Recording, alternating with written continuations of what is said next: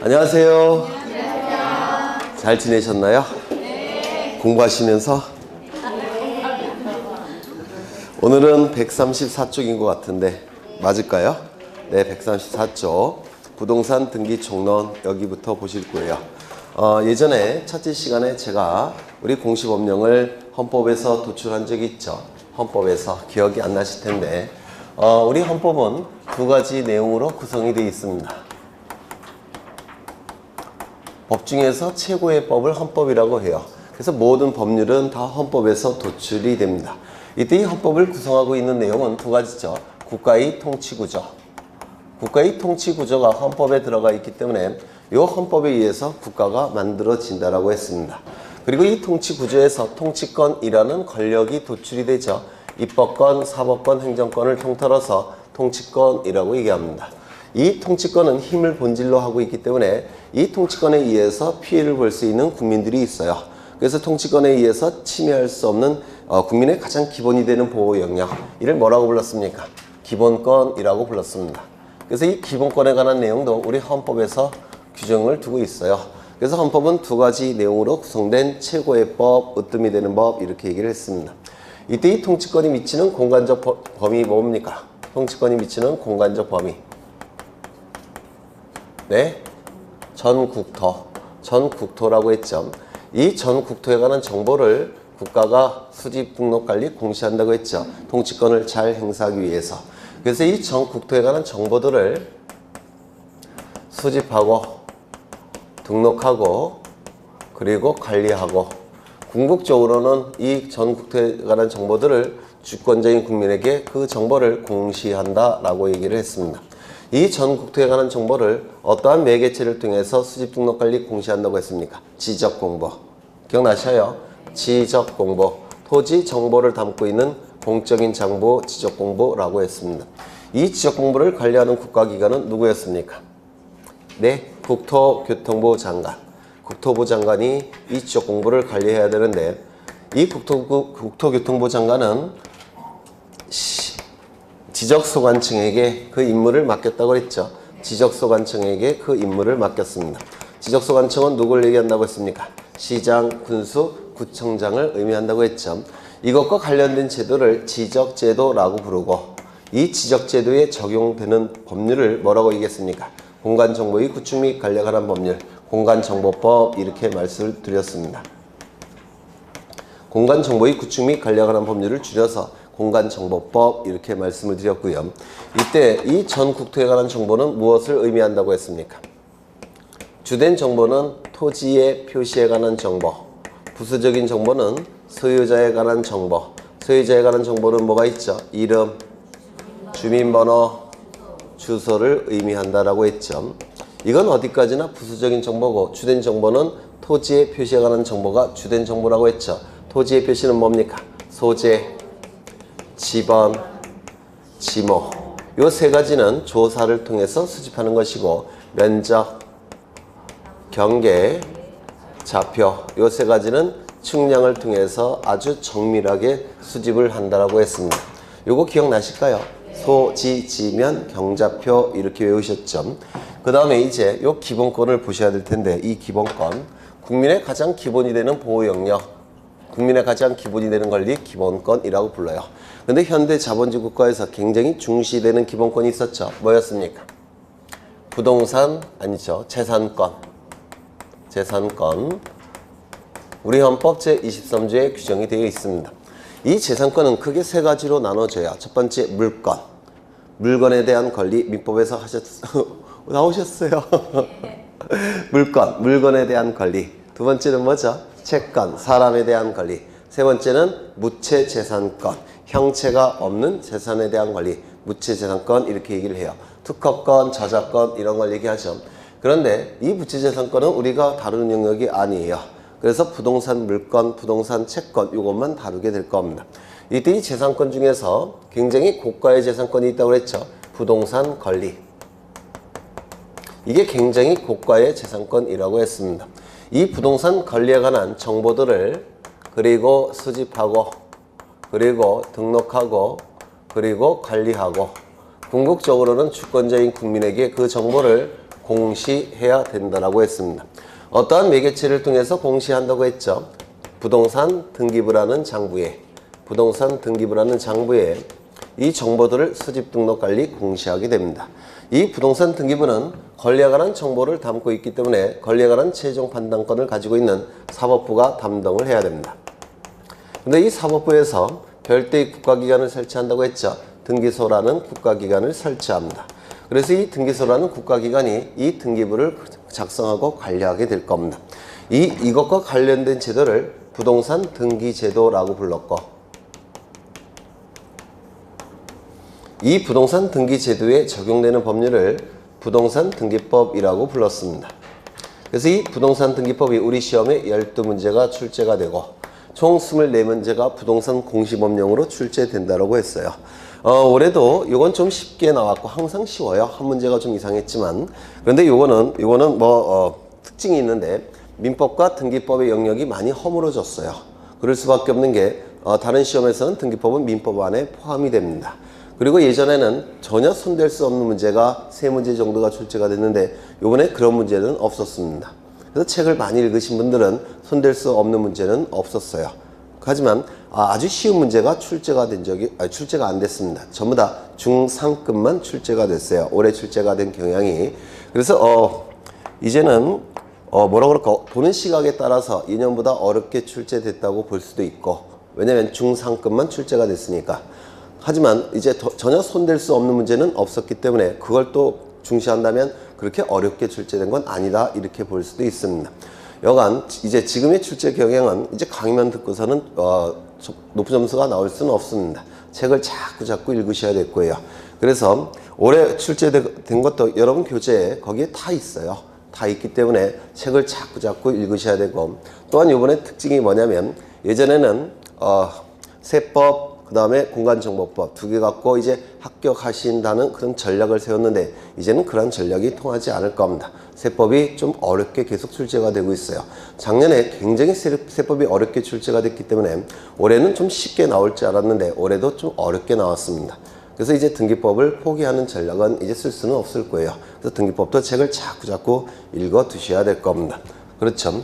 그래서 지난 시간까지 이 공간정보법, 지적제도를 규율하고 있는 공간정보법을 공부하셨고, 오늘부터는 이제 부동산 등기법, 요걸 좀 보시게 될 겁니다. 그런데 이 부동산 등기법에서 사용하고 있는 용어들과 그리고 이론들은 전부 다 민법에서 먼저 공부를 하셨어야 돼요. 그런데 아직 민법에서 공부를 안 하셨기 때문에 지금 기초 단계고 하니까 좀 쉬운 거, 골교 위주로 수업이 진행이 되지 않을까 싶습니다. 부동산 등기법 오늘부터 보실 거예요. 이때 부동산 권리에 관한 정보는 어떻게 나눴죠? 네, 부동산에 관한 정보와 부동산에 관한 정보, 그 다음에 권리에 관한 정보 둘로 나눠서 정보를 수집합니다. 부동산에 관한 정보와 권리에 관한 정보 2개의 정보로 나눠서 정보를 수집하게 되는데요. 이 부동산은 이따가도 보시겠지만 움직이지 않는 재산이죠. 이 움직이지 않는 재산, 물건의 일종입니다. 물건, 민법에서 공부하셨습니까? 물건이 뭔지? 뭐예요? 유체물. 유는 있다. 체는 형체. 형체가 있는 물건. 형체가 있는 것들. 이걸 유체물이라고 불러요. 유체물만 물건이 되는 것이 아니고 전기, 기타 관리 가능한 자연력. 전기, 이것도 물건이에요. 온기, 냉기, 이런 것들도 전부 다 물건입니다. 민법에서. 그래서 물건의 개념은 유체물 및 전기, 기타 관리 가능한 자연력, 이걸 물건이라고 얘기합니다. 이 물건은 크게 둘로 나눠줄 수가 있는데 어떻게 나눕니까? 건물과 토지. 왜요? 등기부는 2가지 등기부밖에 없습니다. 우리 부동산 등기법에서는 건물 등기부, 토지 등기부. 그렇죠? 그래서 이 물건을 자문이겠네. 네. 물건은 동산, 부동산 이렇게 나누죠. 네. 동산, 부동산. 동산, 부동산 이렇게 나눌 겁니다. 동산, 부동산. 그래서 이 부동산은 어떻게 나눴습니까? 건물, 토지. 그렇죠. 이따가 조금 더 상세하게 보실 거예요. 이따가. 일단은 이 부동산은 어떻게 나눈다고요? 건물과 그 다음에 토지. 그러면 이 정보는 뭘 얘기한다고 했습니까? 건물의 표시와 토지의 표시, 이렇게 둘로 나눈다고 했죠. 이때 건물의 표시는 뭐가 있었죠? 이거 안 했나요? 했죠. 건물의 표시에 관한 정보는 뭐가 있었습니까? 건물의 소재. 그 다음에 건물이 이렇게 들어서 있다면 이 토지를 뭐라고 부르냐면 건물의 기초가 되는 토지라고 해서 대지라고 부릅니다. 그래서 이 대자는 기초 대자를 써요. 건물의 기초가 되는 토지, 건물이 들어서 있는 토지, 이걸 대지라고 불러요. 그래서 두 번째 대지 지번. 그 다음에 또 뭐가 있었습니까? 건물의 종류, 건물의 종류, 건물의 구조, 건물의 면적. 이것이 건물의 표시에 관한 정보라고 했죠. 소재, 대지 지번, 건물의 종류, 건물의 구조, 건물의 면적. 이거를 건물의 내역이라고 얘기합니다. 건물의 내역. 건물의 내역이라고 얘기하고요. 토지의 표시는 뭐가 있었죠? 소재, 그 다음에 지번, 그 다음에 지목, 그리고 면적. 그래서 제가 암기를 부탁을 드렸죠. 이거 꼭 외워두셔야 돼요. 어차피 나중에라도 외우셔야 되니까 소, 지, 종, 구, 면. 소, 지, 면. 이렇게 암기를 부탁을 드렸습니다. 건물의 소재지는 건물이 들어서 있는 행정구역을 얘기해요. 보통 동과 리까지를 얘기합니다. 동과 리. 그 다음에 지번은, 대지 지번은 이 대지의 번호. 그렇죠. 그 다음에 건물의 종류는 아파트냐 또는 단독주택이냐 빌딩이냐 이런 걸 얘기하는 것이고, 구조는 철골 콘크리트로 지었느냐 벽돌로 지었느냐 나무로 지었느냐 이런 걸 얘기하고, 면적은 넓이를 얘기한다라고 했습니다. 그 다음에 토지는 소재, 지번, 지목. 지목은 토지의 사용 목적을 줄여서 지목이라고 불렀고, 면적은 넓이를 얘기한다고 했습니다. 이러한 부동산 표시에 관한 정보들은 등기부 어디에 기록을 한다고 했죠? 각 구역 제목을 표시하는 부분, 표제부에 기록을 한다고 했습니다. 그래서 책으로 치면 겉페이지에 해당이 돼요. 공책으로 쳐도 겉페이지. 그래서 제목을 표시하는 부분, 제목을 표시하는 부분, 표제부의 소재, 대지지번, 종류, 구조, 면적, 소재, 지번, 지목, 면적을 기록하게 됩니다. 이 표제부에는 이런 것들을 기록하게 되는데 전부 다 눈에 보이는 객관적 사실들이에요. 그렇죠. 눈에 보이는 객관적 사실들이라서 이 표제부에서 이루어지는 등기를 사실에 관한 등기 이렇게 부릅니다. 표제부에서 이루어지는 등기를 사실에 관한 등기 이렇게 부르게 돼요. 그 다음에 이 권리에 관한 정보, 이 권리를 우리 등기법에서는 어떻게 나눴습니까? 가장 본질적 권리인 소유권과 소유권에서 도출되는 소유권 이외의 권리로 나눈다라고 했습니다. 그래서 소유권 이외의 권리는 전부 다 소유권자가 자신이 가지고 있는 권능 일부를 떼어갖고 다른 자에게 만들어준 겁니다. 그래서 가장 본질적 권리인 소유권과 소유권에서 빠져나오는 소유권 이외의 권리로 나누게 됩니다. 이 정보는 우리 민법에서는 뭐라고 얘기하느냐면 권리의 발생, 변경, 소멸을 얘기합니다. 그래서 소유권의 발생, 변경, 소멸, 소유권 이외의 권리의 발생, 변경, 소멸. 우리 민법에서의 정보는 권리의 변동 이렇게 얘기를 합니다. 이걸 변동이라고 불러요. 권리의 변동. 그런데 우리 등기법은 이걸 좀 더 구체화시킵니다. 등기법은 이 정보를 어떻게 구체화시키느냐면 보전, 설정, 이전, 변경, 소멸, 처분 제한 이렇게 6가지로 좀 더 구체화시키는데, 이때 보전은 존재하는 소유권을 보호한다라는 뜻입니다. 존재하는 소유권을 보호한다라는 뜻이기 때문에 권리의 발생에도 해당 안 되고 변경에도 해당 안 되고 소멸에도 해당되지를 않아요. 그래서 요거는 여기 3가지 어디에도 해당되지 않습니다. 그 다음에 요 처분 제한은 물건은 처분 권능이라는 게 있는데요. 민법에서 하실 거예요. 처분 권능. 돈이 필요하면 물건을 다른 자에게 처분해서 돈으로 만드는 겁니다. 요 권능을 처분 권능이라고 얘기하는데, 물건은 본질적으로 처분 권능이라는 게 있어요. 그 처분 권능을 제한하는 겁니다. 이를 처분 제한이라고 불러요. 그런데 이 처분 제한도 권리의 발생도 아니고 변경도 아니고 소멸도 아닙니다. 처분 제한이라는 의미 자체가. 그래서 이것도 권리 변동에 해당되지 않아요. 그래서 권리 변동에 해당되는 것은 요거 4개입니다. 4개. 그렇다면 민법에서의 권리에 관한 정보보다 우리 등기법에서의 권리에 관한 정보는 2가지가 더 추가되어 있습니다. 추가된 게 뭡니까? 보존과 처분 제한. 그렇죠. 이러한 등기법상의 정보들을 갑구, 을구에 기록하게 되는데 이때 소유권에 관한 이러한 정보들은 어디에 기록한다고 했습니까? 그렇죠. 등기부의 첫 번째 구성 부분에 기록한다라고 했습니다. 갑구는 첫 번째 구성 부분이란 뜻이에요. 갑은 갑질한다 그때 갑인데 첫 번째라는 뜻이에요. 그 다음에 소유권 이외의 권리에 관한 이러한 정보들은 등기부 어디에 기록한다고 했습니까? 두 번째 구성 부분에 기록한다라고 했습니다. 을은 두 번째, 구는 구성 부분이라는 뜻이에요. 그래서 소유권에 관한 이러한 정보들은 갑구에 기록하고 소유권 이외의 권리에 관한 이러한 정보들은 을구에 기록하는데 이때 갑구, 을구는 전부 다 권리에 관한 내용이 기록이 되고 있죠. 권리 맞습니까? 따라서 갑구, 을구에 기록되는 등기를 권리에 관한 등기라고 부릅니다. 그리고 등기부는 이렇게 표제부, 갑구, 을구 세 부분으로 구성된 장부예요. 표제부, 갑구, 을구. 여기서 제일 중요한 부분은 어디겠습니까? 갑구입니다. 왜냐하면 이 정보는 권리에 관한 정보가 주된 정보가 되는 것이고 권리도 으뜸이 되는 권리는 소유권이기 때문에 가장 중요한 부분은 갑구입니다. 그리고 두 번째는 을구, 세 번째는 표제부가 될 겁니다. 표제부는 제목을 표시하는 부분에 불과하기 때문에 가장 중요도는 아마도 떨어지게 될 겁니다. 되셨을까요?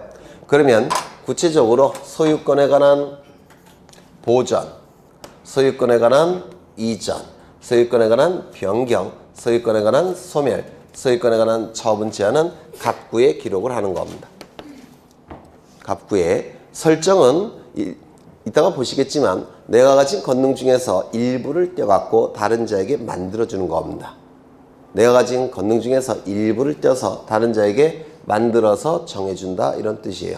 그래서 이 설정이란 단어는 만들 설자에 정할 정자를 써서 일부를 떼어서 다른 자에게 만들어서 정해준다 라는 뜻인데 그렇다면 설정을 해준 자가 갖는 권리와 설정을 받은 자가 갖는 권리는 크기가 어느 것이 더 작을 수밖에 없습니까? 받는 자 맞습니까? 그래서 설정이라는 개념은 설정을 해주는 자가 갖는 권리 크기가 받는 자가 갖는 권리 크기보다 더 큰 겁니다. 이거 이해가 되실까요? 그러면 소유권이 가장 큰 권리인데 소유권자가 다른 자에게 소유권을 설정해 준다 라는 용어는 쓸 수가 있습니까? 없습니까? 네? 설정을 해주는 자가 갖는 권리 크기가 설정을 받는 자가 갖는 권리 크기보다 더 무조건 커야 돼요. 이게 설정이란 용어입니다. 그러면 가장 큰 권리는 소유권인데 내가 소유권자예요. 그런데 내가 다른 자에게 소유권을 설정해 준다 라는 용어를 쓸 수가 있습니까? 없습니까? 있어요. 네? 있어요? 없어요? 잘 생각해 보세요. 소유권을 설정해 준다. 설정을 받는 자는 무조건 더 작은 권리를 가져야 된다고 했죠. 그럼 소유권자가 다른 자에게 소유권을 설정해 줄 수 있습니까? 안 되죠. 같은 거니까. 같은 거일 때는 설정이라는 용어를 쓸 수가 없습니다. 설정이라는 개념 자체가 내가 가진 권능 중에서 일부를 떼갖고 다른 자에게 만들어주는 거니까 다른 자는 내가 가진 권리보다 더 큰 권리를 또는 같은 권리를 가질 수가 없습니다. 더 작은 권리를 가져야 돼요. 그러면 소유권자가 다른 자에게 소유권을 설정한다 이런 용어는 쓸 수가 없습니다. 이해가 안 되셔요? 네? 그래서 소유권 설정이라는 용어는 쓸 수가 없어요. 소유권 설정 그런 단어는 아예 없습니다. 그래서 소유권에 대해서는 보전, 이전, 변경, 소멸, 처분 제한만 사용할 수 있는 용어입니다.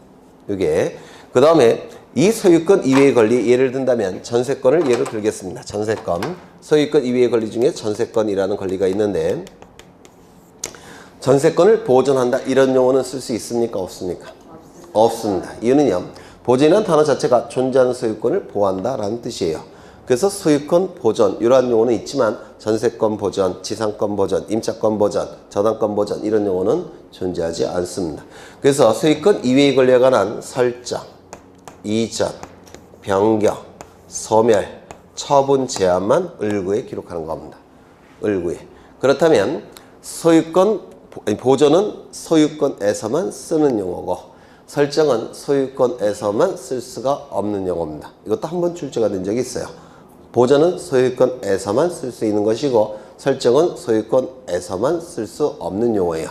그래서 보존이라는 정보는 갑구에만 기록하는 것이고 설정이라는 정보는 갑구에서만큼은 기록될 수가 없다는 겁니다. 을구에서만 기록이 되더라는 겁니다. 이런 것들은 보통 강사들이 설명을 거의 안 해요. 그래서 좀 기억해 두시면 좋을 것 같아요. 여기까지 되셨을까요? 안 되셨을까요? 되셨죠? 그러면 이제 이 부동산 등기라는 개념을 먼저 보실 건데요. 부동산 등기. 우리민법 제186조 어떻게 규정이 되어 있는지 아십니까? 186조 어떻게 되어 있어요? 법률행위 플러스 등기 물권 변동 이렇게 규정이 되어 있습니다. 186조에는 민법 186조는 등기 제도를 만드는 근거 규정이에요.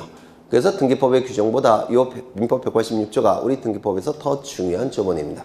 186조는 이러한 내용이 규정이 되어 있습니다. 갑이 을과 법률 행위를 하고 등기까지 이루어지게 되면 갑이 가진 물건은 을의 물건으로 변동이 된다. 변동은 발생, 변경, 소멸을 얘기한다고 했죠. 갑은 소유권이 소멸되고 을은 소유권이 발생하는 겁니다. 그래서 변동된다 이런 표현을 쓰게 돼요.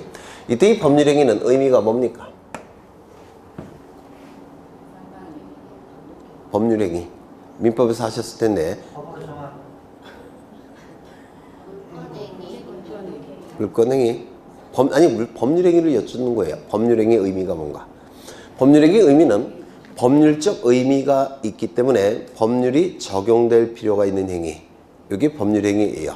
법률적 의미가 있는 인간의 행위. 이 사람은 굉장히 많은 행위들을 하고 있죠. 여러분들은 지금 어떤 행위 하고 계십니까? 앉아있는 행위, 저를 쳐다보는 행위. 그렇죠. 그래서 인간은 굉장히 많은 행위들을 합니다. 그러면 인간이 뭐 산책하는 행위, 숨 쉬는 행위, 뭐 판사하는 행위 이렇게 많은 행위들을 하는데 그 인간의 모든 행위에 대해서 다 법률이 적용될 필요가 있습니까? 숨 쉬는 행위에 법률이 적용될 필요는 없겠죠. 그렇죠.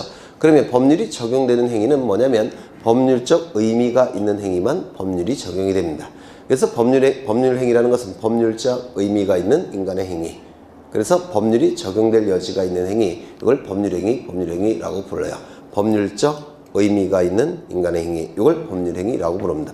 그러면 법률적 의미가 있다는 것은 무슨 뜻이냐면 권리 변동을 일으키는 뜻과 생각이 표시가 된 행위, 권리 변동을 일으키는 뜻과 생각이 표시가 된 행위, 이걸 법률적 의미가 있는 행위라고 불러요. 그러면 뜻과 생각, 이게 뜻이 뭡니까? 생각은요, 뜻의 자와 생각사자. 그럼 뭐예요? 그게 의사 표시가 있는 행위.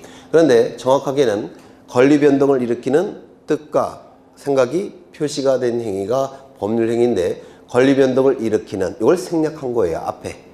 그래서 결국 뭡니까? 의사 표시가 있는 행위. 이게 바로 법률 행위예요. 의사 표시가 있는 행위. 뭐에 대한 권리 변동을 일으키는 의사 표시가 있는 행위. 이를 법률행위하고 법률이 적용이 되는 겁니다. 여기까지 되셨을까요?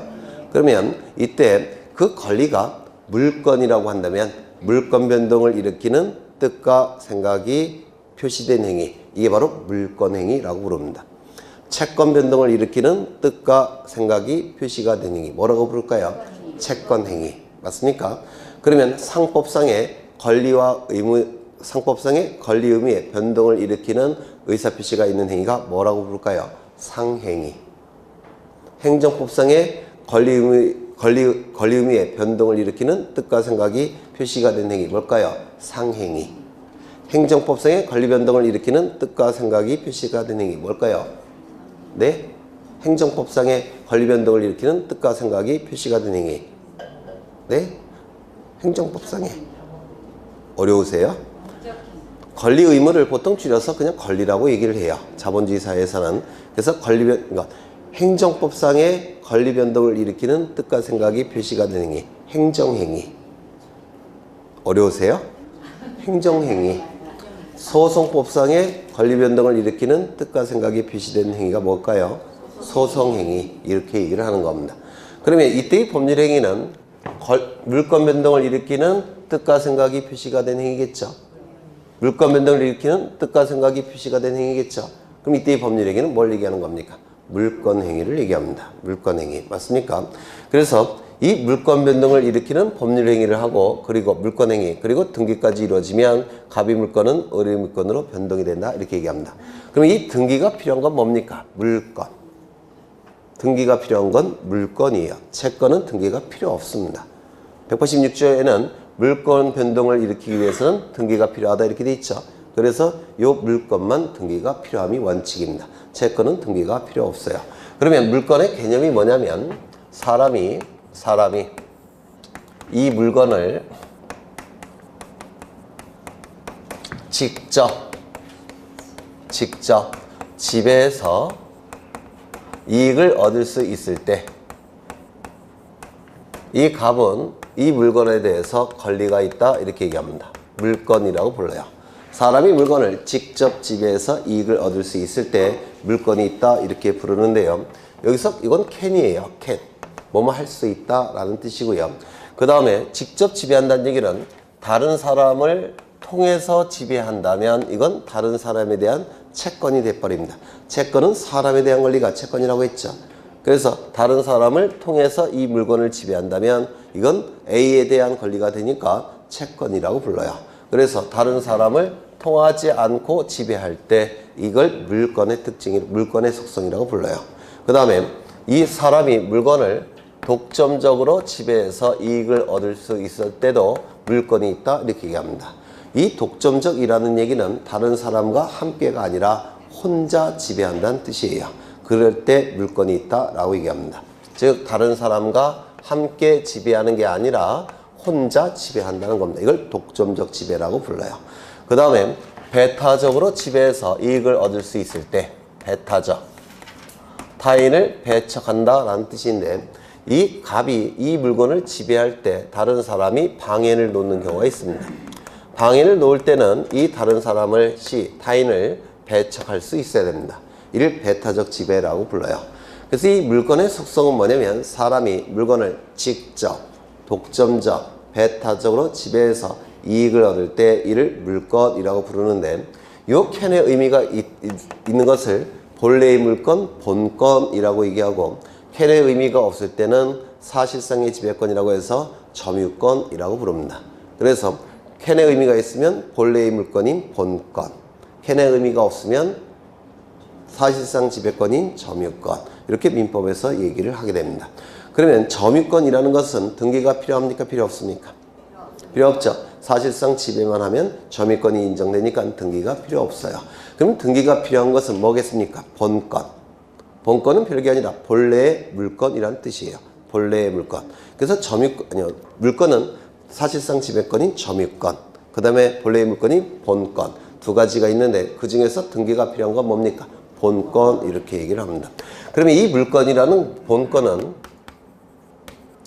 이렇게 강력한 내용으로 구성이 되어 있기 때문에 모든 권리 중에서 가장 강력한 권리입니다. 물건이라는 개념 자체가 이렇게 강력한 내용으로 구성되어 있기 때문에 이 물건에 관한 정보들을 다른 자들에게 알려야 되겠다는 겁니다.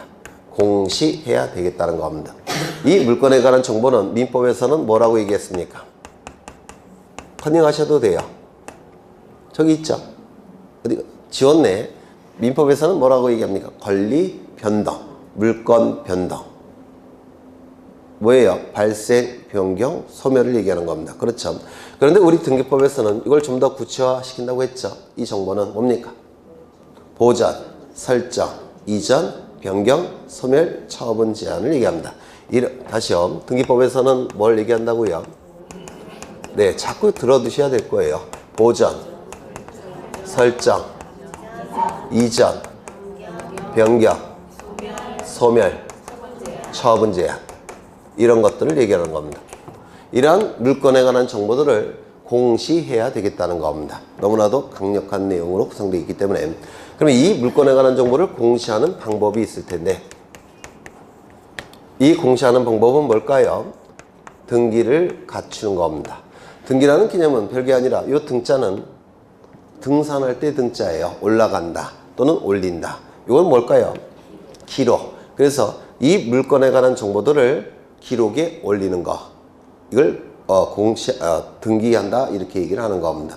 그러면 이 공시하는 방법 등기, 이 등기는 이 물건의 종류에 따라서 달라지죠. 이 물건이 동산일 때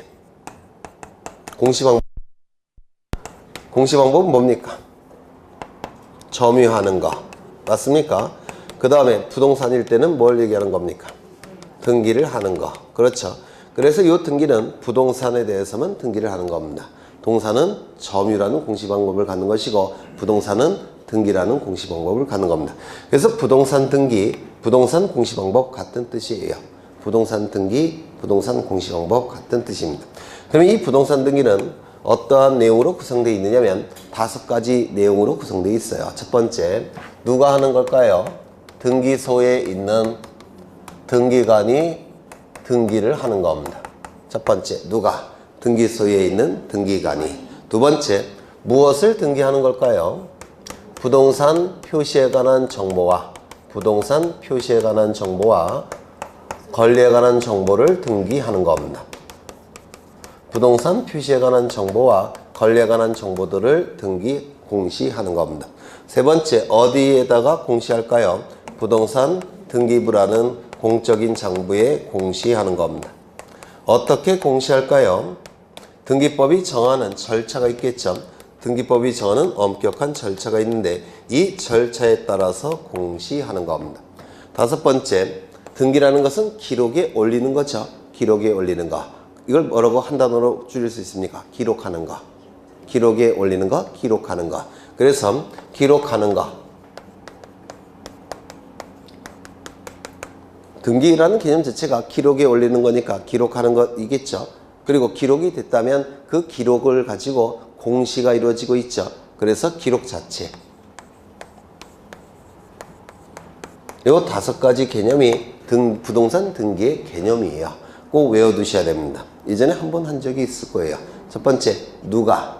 등기소에 있는 등기관이 무엇을? 부동산 표시에 관한 정보와 권리에 관한 정보들을 어디에다가? 부동산 등기부라는 장부에다가 어떻게? 등기법이 정하는 절차에 따라서 기록하는 것, 기록 자체를 부동산 등기 이렇게 얘기를 하겠다는 겁니다. 이게 부동산 등기의 정확한 개념이고 이게 바로 등기법의 목차예요. 등기법의 목차. 가장 큰 목차들입니다. 다시 한번 꼭 외워보죠. 육하 원칙에 따라서 암기하면 그다지 어렵지 않습니다. 누가? 등기소에 있는 등기관이 무엇을? 부동산 표시에 관한 정보와 권리에 관한 정보들을 어디에다가? 부동산 등기부라는 장부에다가 어떻게? 등기법이 정하는 절차에 따라서 기록하는 것, 기록 그 자체를 부동산 등기라고 얘기를 하겠다는 겁니다. 외우실 수 있으실까요? 지워보고 한번 외운 거 시켜볼까요? 네? 다시요. 마지막으로 한 번 더 부르겠습니다. 누가? 등기소에 있는 등기관이 무엇을? 부동산 표시에 관한 정보와 권리에 관한 정보들을 어디에다가? 부동산 등기부라는 장부에다가 어떻게? 등기법이 정하는 절차에 따라서 기록하는 것, 그 기록 자체를 부동산 등기라고 보겠다는 겁니다.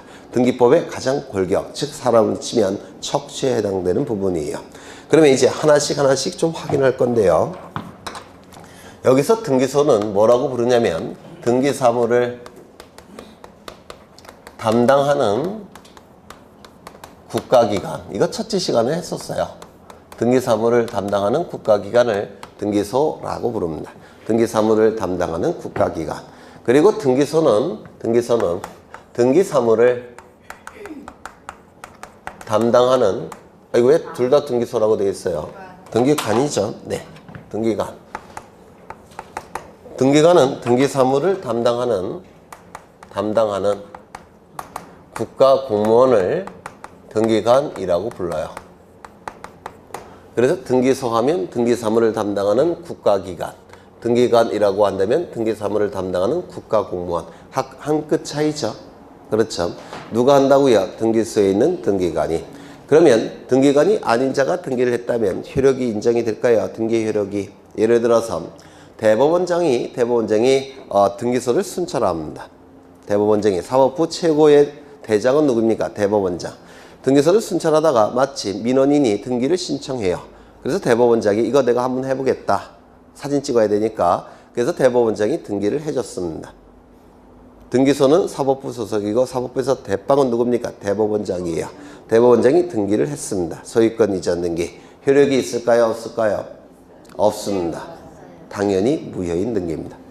왜요? 등기관이 아니니까. 등기관이 아니기 때문에 당연히 무효인 등기입니다. 조금 더 센 걸로 해보죠.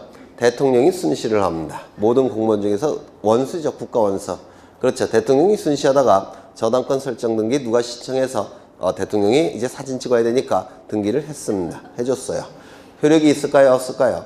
없습니다. 왜? 등기관이 아니니까. 그래서 등기소에 있는 등기관만이 적법 유효한 등기를 할 수가 있습니다. 다른 자가 한 등기는 효력을 절대로 인정할 수가 없습니다. 한 번 출제된 적이 있어요. 등기소에 있는 등기관만이 등기를 할 수가 있다는 겁니다.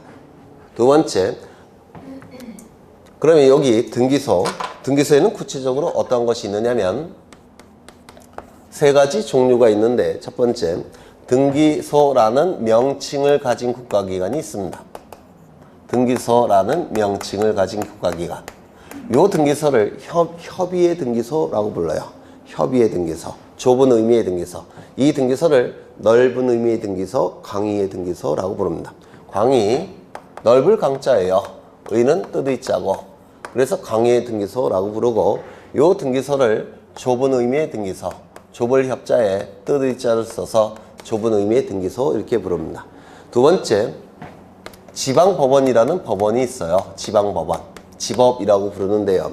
이 지방법원 안에는 등기국이라는 부서가 있고, 규모가 큰 지방법원은 등기국이라는 부서가 있고요. 규모가 작은 지방법원에는 등기과라는 부서가 있습니다. 이 등기국, 등기과라는 부서에서 등기사무를 처리합니다. 그러면 이 등기국, 등기과는 등기소라고 볼 수 있냐? 없어요. 왜냐하면 국가기관이 아니라 국가기관 안에 설치된 하나의 부서에 불과합니다. 따라서 등기국, 등기과는 등기소는 아니고요. 이 부서가 설치되어 있는 지방법원, 요게 등기소라고 부릅니다. 넓은 의미의 등기소 안에 포함이 됩니다. 그 다음에 세 번째, 농촌에 가면 지원이라는 작은 법원이 있는데, 여기에 등기과라는 부서가 있든지 아니면 등기과, 등기계라는 부서가 있습니다. 여기서도 등기사무를 처리해요. 그렇다면 이 등기과, 등기계를 두고 있는 이 지원이라는 국가기관도, 법원도 이것도 어떻습니까? 넓은 의미에서 등기소라고 불러요. 그래서 광의의 등기소 안에는 협의의 등기소, 지방법원, 지원 세 가지 종류의 광의의 등기소가 있습니다. 이거 이해가 되실까요? 그렇죠. 그 다음에 이 등기관은 등기사무를 담당하는 국가공무원인데 두 가지 종류가 있습니다. 첫 번째, 당연직 등기관. 두 번째, 지정직 등기관. 이렇게 두 가지가 있다라고 했습니다. 이 지정직 등기관이 원칙적인 등기관이기 때문에 이걸 생략해서 보통 등기관이라고도 불러요. 그럼 이 당연직 등기관은 누구를 얘기하느냐면, 여기 소장님, 국장님, 과장님, 계장님, 이런 분들은 이러한 보직 발령을 받게 되면 당연히 등기관이 된다고 해서 당연직 등기관, 또는 자동적으로 등기관이 된다고 해서 자동 등기관 이렇게 얘기를 합니다. 지정직 등기관은 법원 공무원 중에서 4급, 5급, 6급, 7급 법원 공무원이 있습니다. 이 4급, 5급, 7급 법원 공무원 중에서 지방법원장이나 또는 지원장이 등기관으로 지정한 자, 그 자를 지정직 등기관 또는 등기관 이렇게 얘기를 합니다. 여기서 이것이 출제가 가끔 이루어진다라고 말씀을 드린 적이 있어요. 그렇죠. 그 다음에 부동산 표시에 관한 정보, 권리에 관한 정보, 이거 금방 외우셨죠? 컨닝하셔도 돼요. 부동산 표시에 관한 정보, 부동산이 건물과 토지로 나눠지고 있으니까 부동산 표시에 관한 정보도 건물의 표시에 관한 정보와 토지의 표시에 관한 정보로 나눌 수 있겠습니까? 있겠죠. 건물 표시에 관한 정보는 뭐가 있습니까? 소재, 대지 지번, 건물의 종류, 건물의 구조, 건물의 면적. 토지 표시에 관한 정보는 뭐가 있었죠? 소재, 지번, 지목, 면적. 그렇죠. 이러한 부동산 표시에 관한 정보는 등기부 어디에 기록한다고요? 제목을 표시하는 부분에. 이 표제부에는 이렇게 눈에 보이는 객관적 사실을 기록한다고 해서 표제부에서 이루어지는 등기를 뭐라고 불렀습니까? 사실에 관한 등기라고 불렀습니다. 맞습니까? 그 다음에 이 권리를 어떻게 나눴죠? 네? 소유권과 소유권에서 도출되는 소유권 이외의 권리로 나눴습니다. 맞습니까? 그리고 이 정보는 민법에서 얘기하는 정보는 권리 변동, 발생, 변경, 소멸을 얘기하지만 우리 등기법은 이걸 좀 더 구체화시켜서 보전, 설정, 그 다음에 이전, 그리고 변경, 소멸, 처분 제한 이렇게 6가지로 구체화시킨다고 했죠. 그렇죠. 이때 소유권에 관한 보전, 이전, 변경, 소멸, 처분 제한은 등기부 어디에 기록한다고요? 갑구에. 첫 번째 구성 부분인 갑구에. 소유권 이외의 권리에 관한 설정, 이전, 변경, 소멸, 처분 제한은 등기부 어디에 기록한다고요? 을구에. 그렇죠. 이때 갑굴구는 권리에 관한 내용만 기록이 되니까 갑굴구에서 기록되는 등기를 뭐라고 불렀습니까? 권리에 관한 등기라고 불렀습니다. 금방 한 거예요. 그렇죠. 이때 이 등기부는 둘로 나눠지는데 요 부동산이 토지와 건물이 있죠. 따라서 등기부도 건물 등기부 그리고 토지 등기부 둘로 나눠지게 될 겁니다. 우리 부동산 등기법은 등기부의 종류를 법에서 딱 정해놓고 있습니다. 법이 정해놓고 있다라는 뜻이에요. 그래서 등기부의 종류는 부동산 등기법에서 딱 2종으로 구분하고 있는데 건물 등기부, 토지 등기부. 그런데 행정적인 편의를 위해서 그리고 공시의 편의를 위해서 건물 등기부를 둘로 나눠서 편제한다고 했습니다. 일반 건물 등기부. 그리고 또 하나는 뭐라고 했죠? 집합 건물 등기부. 이렇게 둘로 나눠서 편제를 한다고 했습니다. 그러면 등기부의 종류는 3가지입니까? 2가지입니까? 2가지라고 했죠. 이건 어디까지나 건물 등기부에 불과해요. 그래서 등기부의 종류는 건물 등기부, 토지 등기부 둘로 나눠지고 그 다음에 시험에 나온 등기부는 뭐라고 했습니까? 집합 건물 등기부. 요게 시험에 나온다라고 했습니다. 여기까지는 예전에 다 했던 거예요. 이거 기억나십니까? 처음 오신 분들은 안 나시겠죠? 네. 처음 오신 분들은 강의를 좀 동영상을 듣고 오셔야 되지 않을까 싶어요. 그래서 여기까지는 아마 설명을 드린 적이 있어요. 책을 잠시 보겠습니다. 책을 134쪽을 보시면 부동산 등기에 관한 개념이 나오죠. 부동산 등기. 부동산 등기 다시 한번 외워보죠. 개념을. 첫 번째, 누가 등기소에 있는 등기관이 무엇을 부동산 표시에 관한 정보와 권리에 관한 정보를 어디에다가 부동산 등기부라는 장부에다가 어떻게 등기법이 정하는 절차에 따라서 기록하는 것, 기록 그 자체를 부동산 등기라고 얘기를 했습니다. 그렇죠. 그게 정확한 개념이 될 테고요. 책을 보시면 거기 박스가 나와 있는데 박스를 보시면 등기부란 전산정보처리조직에 의하여 입력 처리된 등기정보자료를 대법원 규칙으로 정하는 바에 따라서 편성한 것을 말한다 라고 되어 있는데 예전에 등기부는 종이로 만들어져 있었습니다. 종이. 이 종이로 만들어진 등기부를 뭐라고 불렀냐면 보관철식 등기부 또는 카드식 등기부 이렇게 불렀어요. 종이 형태니까 제대로 보관해야 되겠죠. 그리고 만들어지기가 카드 형태로 만들어져서 종이로 만들어진 등기부는 보관철식 등기부, 카드식 등기부라고 불렀는데 이거를 전산화 작업을 통해서 전산 등기부로 다 바꿨습니다. 그래서 지금은 등기부는 종이로 만들어진 건 없습니다. 다 전산 등기부예요. 그렇죠. 그래서 이 전산 등기부를 뭐라고 부르냐면 거기 정보 처리 시스템, 아니 전산 정보 처리 조직 이란 문구 있죠. 전산 정보 처리 조직. 여기에 기록된 등기부가 전산 등기부예요. 이게 원칙적인 등기부입니다. 전산정보 처리조직. 이게 바로 전산등기부라는 뜻이에요. 그 다음에 등기부 부본자료라는 문구가 나와 있는데 이 등기부 부본은 등기부의 복사본을 얘기합니다. 컴퓨터 파일 형태의 등기부가 원칙적인 등기부라고 했죠. 전산등기부. 이 전산등기부는 특징이 두 가지가 있는데요. 큰 특징이 첫 번째, 바이러스 먹으면 어떨까요? 컴퓨터 파일 형태니까 바이러스 먹으면 다 날아가 버리죠. 맞습니까? 두 번째, 컴퓨터 파일 형태의 전산등기부니까 복제가 쉬울까요? 어려울까요? 굉장히 쉽겠죠. 그래서 바이러스 먹는 경우를 대비해서 등기할 때마다 등기관은 복제를 해 놓습니다. 그 복제본이 등기부 부본 이렇게 불러요. 그리고 그 복제 자료가 등기부 부본 자료 이렇게 얘기를 할 겁니다. 요거 이해가 되실까요? 그렇죠. 그래서 전산등기부는 복제가 쉽고 바이러스 먹을 수가 있기 때문에 등기관은 등기할 때마다 복제를 해 놓습니다. 그 복제된 자료를 등기부 부본 자료 이렇게 얘기를 하겠다는 겁니다. 요거 이해가 되실까요? 네. 그 다음에 등기기록은 예전에는 등기부라고 불렀는데 토지 한 필지, 건물 한 동마다 만들어진 표제부 갑구을구가 있죠. 한 필지 토지마다 표제부 갑구을구가 만들어질 테고 건물 하나마다 표제부 갑구을구가 만들어지죠. 이거를 바로 등기기록이라고 부릅니다. 등기기록. 그래서 한 동의 건물, 한 필지 토지마다 만들어진 표제부 갑구을구를 하나의 등기기록 이렇게 불러요.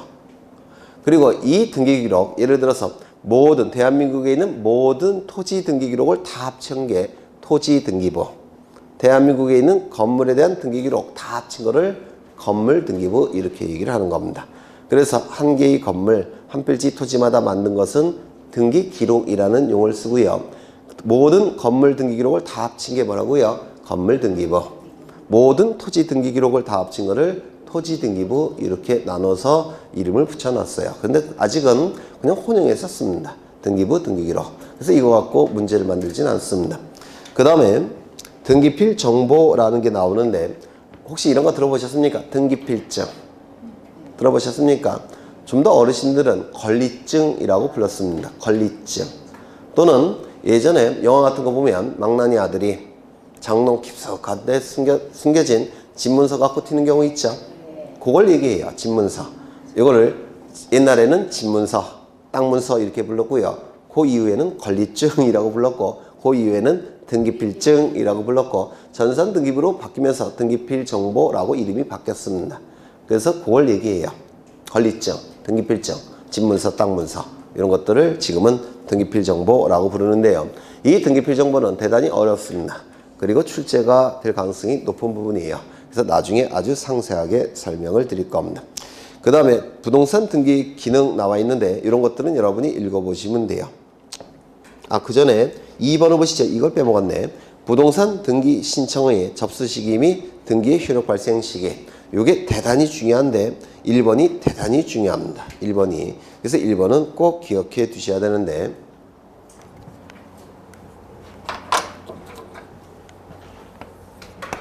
우리 민법 제186조에는 이러한 내용이 규정이 되어 있습니다. 민법이에요. 민법 186조. 여기 부동산이 있고요. 이건 부동산입니다. 부동산에 대한 갑이 을과 법률행위를 합니다. 그리고 등기까지 이루어지게 되면 갑이 가진 물건은 을의 물건으로 변동이 된다. 이렇게 규정이 되어 있습니다. 그래서 두 가지 요건을 충족하면 갑은 물건이 소멸하고 을은 물건을 취득하게 됩니다. 이를 물건 변동이라고 불러요. 예를 든다면 여기 이러한 토지가 있는데 소유자가 갑입니다. 갑이 을과 매매계약을 체결합니다. 이 매매계약이 체결되면 갑은 소유권 이전 등기 의무 그리고 대금 채권이 발생하고요. 이 을에게는 소유권 이전 등기 청구권, 대금 지급 채무가 발생합니다. 그러면 이 매매계약은 물건 변동을 일으키는 법률행위일까요? 채권 변동을 일으키는 법률행위일까요? 소유권 이전 등기 의무, 채무예요. 대금 지급 채권, 채권입니다. 소유권 이전 등기 청구권, 채권이에요. 대금 지급 채무, 채무입니다. 이거 다 민법에서 하실 거예요. 그러면 이 매매는 물건행위일까요? 채권행위일까요? 채권행위에 불과합니다. 그런데 186조에 의하면 물건행위가 필요해요. 그렇죠. 채권행위 갖고는 안 됩니다. 물권행위가 필요합니다. 이 물권행위는 이 채권행위 안에 있다는 것이 우리 판례예요. 채권행위 안에 물권행위가 있다는 것이 판례인데 민법에서 뭐라고 부르냐면 물권행위는 채권행위와 독자적으로 존재하는 것이 아니라 그 채권행위 안에 있다라고 봅니다. 이를 물권행위의 독자성 부정설이라고 불러요. 물권행위는 채권행위 바깥에 독자적으로 존재하는 것이 부정된다는 겁니다. 물권행위의 독자성 부정설이라고 불러요. 그러면 이 안에 물권행위, 채권행위 안에 물권행위가 있는데 그리고 소유권 이전 등기까지 등기부에 기록이 되면 갑이 가진 소유권이라는 물건은 을의 물건으로 변동이 된 겁니다. 갑은 소유권 소멸, 을은 소유권 취득. 이게 물권 변동이에요. 그러면 186조에 의하면 법률행위 플러스 등기할 때 이 법률행위는 뭘 얘기한다고 했죠? 물권행위를 얘기하는 겁니다. 맞습니까? 그럼 186조에 의하면 두 가지 요건이 충족이 되면 갑의 소유권은 을의 소유권으로 변동이 되는 겁니다. 요거 이해가 되실까요? 그렇죠. 그러면 소유권이 변동되는 구체적인 시점은 등기의 효력이 발생하는 시점에 소유권이 변동이 됩니다. 보통 매매계약을 먼저 체결해서 물권행위가 먼저 나타나고요. 그 이후에 등기가 주겠죠.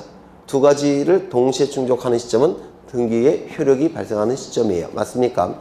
그러면 등기관이 이 등기를 전산정보처리 조직에 저장할 때 그때 등기의 효력이 발생하냐 아니면 이 등기관이 등기를 등기부에 기록할 때 등기를 완료했을 때 등기 효력이 발생하냐 이게 문제가 되는데요. 등기관이 등기부에 이렇게 기록할 때 이때 효력이 발생하는 게 아니라 저장 시점 등기관이 등기 신청서를 접수한 시점 그때까지 소급을 합니다. 무슨 얘기냐면 시간이 이렇게 흘러가고 있는데 이때는 갑과 을 사이에 매매 계약을 체결한 시점이에요. 즉 물권행위는 이때 있었다는 겁니다. 되셨을까요? 그 다음에 갑과 을이 등기소에 가서 등기 신청하겠죠. 이 시점은 등기를 신청하는 시점입니다. 등기가 신청이 되면 등기소에 접수가 되겠죠. 맞습니까? 접수 시점, 즉 저장 시점의 접수 시점이에요. 그 다음에 접수가 됐으면 등기관은 등기부에 기록하겠죠. 맞습니까? 기록을 할 겁니다. 그리고 기록이 끝났습니다. 완료됐어요. 그러면 등기의 효력이 발생하는 시점은 이 시점인 것처럼 보이죠. 등기가 완료되는 시점이니까. 맞습니까? 등기가 완료되는 시점은 이 시점이지만 우리 등기법에서는 소급합니다. 이때를 소급을 해버려요. 어느 시점? 저장 시점, 접수 시점으로 등기의 효력 발생 시점을 소급해버립니다. 그래서 이게 시험에 대단히 잘 나옵니다. 다시요. 등기가 완료되는 시점이 아니라 어느 시점이라고요? 등기 효력이 발생한 시점, 저장 시점, 접수 시점. 그 시점까지 소급표가 인정이 됩니다. 그래서 이건 시험에 대단히 잘 나와요. 이때가 아니라 이때라는 거. 다시요. 물권 변동의 효력이 발생하는 시점은 요 등기의 효력이 발생하는 시점에 물권 변동의 효력이 발생하죠. 맞습니까? 그러면 이 등기 효력이 발생하는 시점은 어느 시점이라고요? 저장 시점, 접수 시점. 그때 등기 효력이 발생합니다. 결국은 접수 시점, 저장 시점, 등기 효력 발생 시점, 물권 변동 시점 다 똑같은 뜻이 돼버려요. 어느 시점? 여기. 이거 되셨을까요? 그래서 이거 좀 기억해 두십니다. 물권 변동의 효력이 발생하는 시점은 무슨 시점? 다시요. 물권 변동의 효력이 발생하는 시점은 등기의 효력이 발생하는 시점. 등기의 효력이 발생하는 시점은 저장 시점. 저장 시점은 접수 시점. 이걸 좀 외워두셔야 됩니다. 다시요. 물권 변동의 효력이 발생하는 시점 어느 시점? 등기의 효력이 발생하는 시점. 등기의 효력이 발생하는 시점은 저장 시점. 저장 시점이 접수 시점. 이거 좀 꼭 기억해 두십니다. 이거는 물권 변동 시점이 되기 때문에 민법에서 출제 0순위가 돼버리고 등기의 효력 발생 시점이기 때문에 등기법의 출제 0순위가 돼버립니다. 그래서 거기 동글뱅이 1번을 보시면 등기 신청은 대법원 규칙으로 정하는 등기 신청 정보가 전산 정보 처리 조직에 저장된 때 접수된 것으로 보며 등기관이 등기를 마친 경우 완료한 경우 등기는 어느 시점부터 효력이 발생한다고요? 접수 시점, 저장 시점에 효력이 발생합니다. 이거 되셨을까요? 네, 꼭 외워두셔야 됩니다. 민법, 등기법 양쪽에서 출제 0순위가 될 겁니다. 그 다음에 밑에 부동산 등기 기능 나와 있는데 이런 것들은 그냥 읽어보시면 돼요. 전부 다 민법에서 하시는 것들이고요. 그 다음에 4번을 보시면 현행 부동산 등기 제도의 특징이라고 나와 있죠. 일단은 동글뱅이 1번을 볼 겁니다. 동글뱅이 1번.